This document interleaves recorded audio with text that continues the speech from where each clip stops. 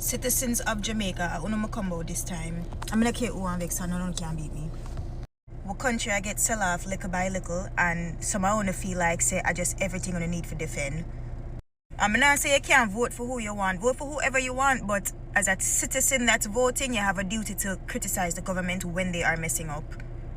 The Jamaican Labour Party, I start move like Maga up here, because blind loyalty to a politician is not patriotism. It's fucking dangerous. Since Hurricane Melissa, Mr. Holness himself admitted that flying around on the airplanes cost $1 million per day, and he flew around on said airplanes to assess the damages to the areas, right? But somehow, most of the communities that you flew over have still not yet received aid. Edmund Bartley, you have one constituency in a St. James that has not yet seen you. There's an autistic child over there right now that has been homeless since the hurricane. 400 generators were donated, and we were told that some of them were going to be lent out to shop owners within certain communities so they could be a central area for the government to be able to check in on the progress and allow people to come charge their devices, whatever, get the place up and running. Couple weeks later, the story changed. Now the donated generators are only for government institutions, hospital, police stations, schools, churches, etc. Alright, cool. You admitted in Parliament the other day that you don't know how much money has been donated and you guys have not yet spent any of the money that's been donated. But no, all of a sudden you want to use taxpayer money, which you said out of your own mouth, to buy generators to lend out.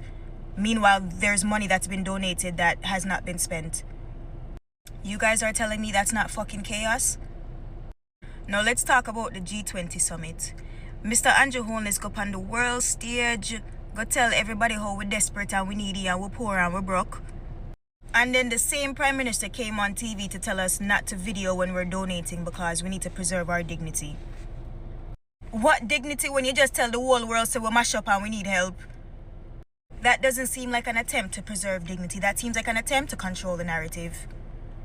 And now the bigger picture. Chinese companies own all our roads. Most of the beachfront properties are bought up by American investors and they're still being sold. Mining sectors, foreign interests. Tech systems, foreign platforms. And now our elections too. What do we actually fucking own? This was signed back in 2022, but it's going into effect this year, or next year for the next election, because, voter registration and IDs and all that stuff are going to be gathered within the next couple of years for the next election. And Israel is in control of that. A foreign company now owns the system that is going to decide who is eligible to vote in Jamaica. What the Israeli government is doing to Palestine right now is absolute fucking destruction. And it's going to set the precedent for what they do elsewhere. We don't own our tech. We don't own our infrastructure. Our voting system has been bought out. What do we own? What is ours? There's no sovereignty anymore. Stop worshipping party and start defending Jamaica. You guys need to open your fucking eyes and ask questions. Blind loyalty, a fuckery.